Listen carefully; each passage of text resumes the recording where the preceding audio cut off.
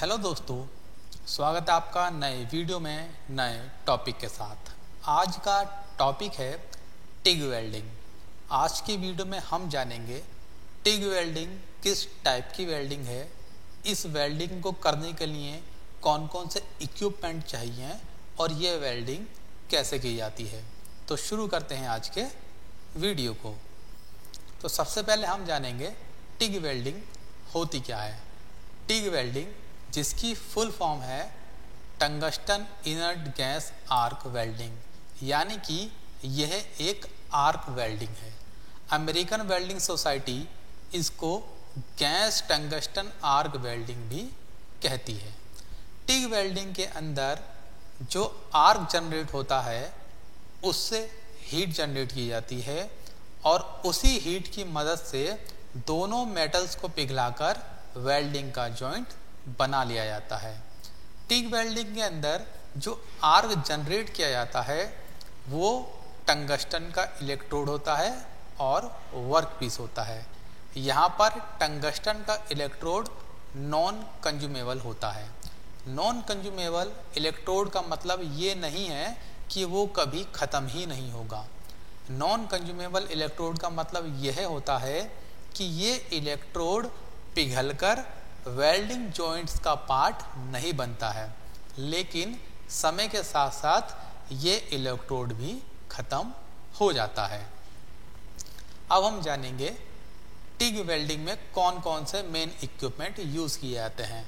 तो TIG welding में use किया जाता है टंगस्टन का electrode, welding machine, electrode holder, shielding gas की supply, filler material rod, cable and hose, safety equipment जिसके अंदर हमारे gloves, goggles and face shield होती है। अगर हमारा जॉइंट करने वाला भाग कुछ ज़्यादा ही थिकनेस वाला है तब हम वहाँ पर वाटर कूलिंग सिस्टम का यूज़ करते हैं और हम एक फुट या फिंगर से ऑपरेट होने वाला रिमोट एम्परेज कंट्रोल भी यूज़ करते हैं जिससे कि हम करंट को कंट्रोल कर सकें। साथ ही में हम आर्क टाइमर का भी यूज़ करते हैं। ये तीनों चीज़ें हमारी ऑप्शनल होती हैं। आप इस डायग्राम में देख सकते हैं कि कौन कौन से इक्विपमेंट टिग वेल्डिंग में यूज़ होते हैं। तो ये येलो कलर का आप देख रहे हैं, ये है इनर्ट गैस सप्लाई। यहाँ पर इसका फ्लोमीटर एंड रेगुलेटर है। यहाँ आप देखेंगे ये वाटर कूलर है जहाँ से कूलिंग वाटर की सप्लाई होगी। ये पावर सोर्स है, यानी कि यही वो सोर्स है जो कि डीसी मशीन या एसी मशीन कहलाता है और इसी को हम वेल्डिंग मशीन भी कहते हैं। इसी वेल्डिंग मशीन से निकलकर देखेंगे ये केबल जा रही है इलेक्ट्रोड होल्डर के अंदर और इसी से निकलकर एक केबल और जा रही है जो जा रही है हमारी वर्क पीस के साथ। ये आप देखेंगे ये हमारा फुट पैडल फाइन कंट्रोल जिससे कि हम करंट को कंट्रोल करते हैं। यह है टॉर्च या इलेक्ट्रोड होल्डर। यहाँ देखेंगे यह है टंगस्टन इलेक्ट्रोड, यह है फिलर मटेरियल, यह है हमारा वर्क पीस जिसको हम बेस मेटल भी कहते हैं। और यहाँ आप देखेंगे इस वाटर कूलर से पानी की सप्लाई इस टॉर्च के अंदर जा रही है जो टंगस्टन इलेक्ट्रोड को ठंडा करने के काम आती है और वापस से ये पानी बाहर निकलकर आ जाता है। और यहाँ आप देखेंगे कि जो आदमी वेल्डिंग करता है उसकी पर्सनल सेफ्टी के लिए भी कुछ इक्विपमेंट ज़रूरी होते हैं, जैसे कि ये goggles, face shield, ear plug, gloves and apron और ये हमारे सेफ्टी शूज़। अब हम यहाँ जानेंगे कि टिग वेल्डिंग के अंदर हमको कौन सी पावर सप्लाई यूज़ करनी चाहिए, एसी या डीसी।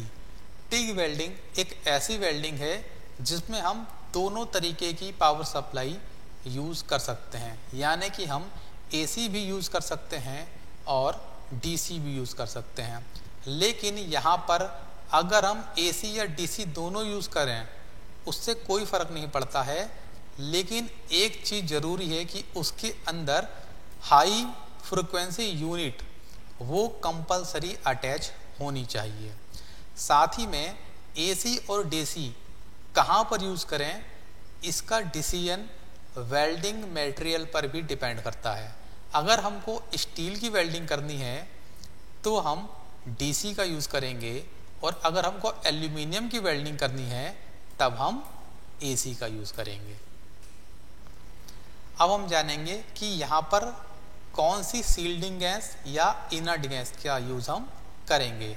तो टिग वेल्डिंग के अंदर हम आर्गन, हीलियम या दोनों का मिक्सचर हम इनर्ट गैस के रूप में यूज़ कर सकते हैं। जैसे कि आप यहाँ पर देख सकते हैं, अगर हमको 100% आर्गन यूज़ करनी है तब ये सबसे कॉमन इनर्ट गैस होती है और ये सबसे कूल होती है। अगर हम 75% और 25% हीलियम का भी यूज़ कर सकते हैं, 75% हीलियम एंड 25% आर्गन इसका भी यूज़ कर सकते हैं। ये सबसे गर्म गैस होती है और इसकी वजह से जो हमारा आर्क है उसको स्टार्ट करने में थोड़ी प्रॉब्लम आ सकती है। अब हम 100% हीलियम का भी यूज़ कर सकते हैं। इसकी वजह से एक दिक्कत आ सकती है कि जब हम ये गैस यूज़ करेंगे तो जो हमारा आर्क है वो काफ़ी मुश्किल से स्टार्ट होता है।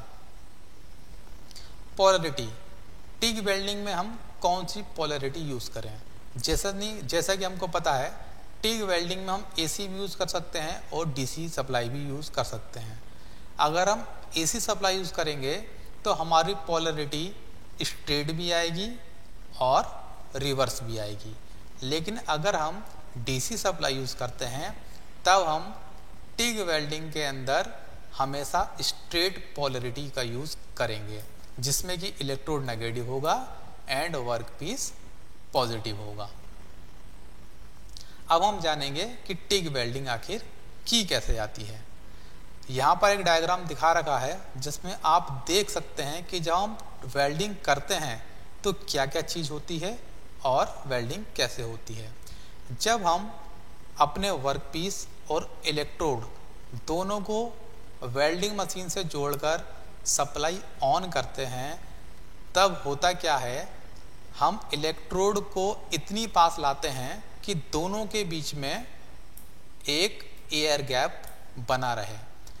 जब ये एयर गैप आयोनाइज हो जाता है तब करंट का फ्लो इलेक्ट्रोड से वर्क पीस की ओर होने लगता है और हमारा जो आर्क है वो जनरेट हो जाता है।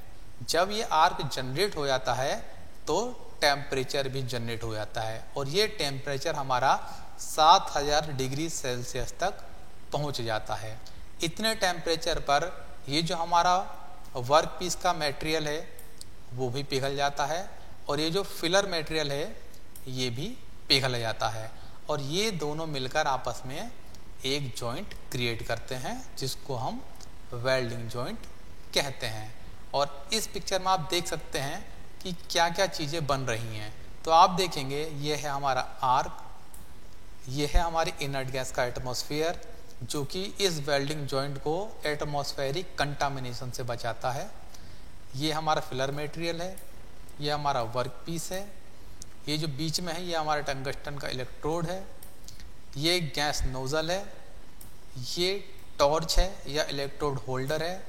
यहाँ देखेंगे यहाँ से ठंडे पानी की सप्लाई हो रही है और जब ये ठंडा पानी इस इलेक्ट्रोड को ठंडा करके गर्म हो जाता है तो ये गर्म पानी यहाँ से बाहर चला जाता है और यहाँ से हमारी इनर्ट गैस की सप्लाई हो रही है। तो आई होप आपने जाना होगा कि किस तरीके से टिग वेल्डिंग की जाती है। अगर आपको कोई भी डाउट है तो आप कमेंट बॉक्स में लिखकर पूछ सकते हैं। मिलते हैं नए वीडियो में नए टॉपिक के साथ।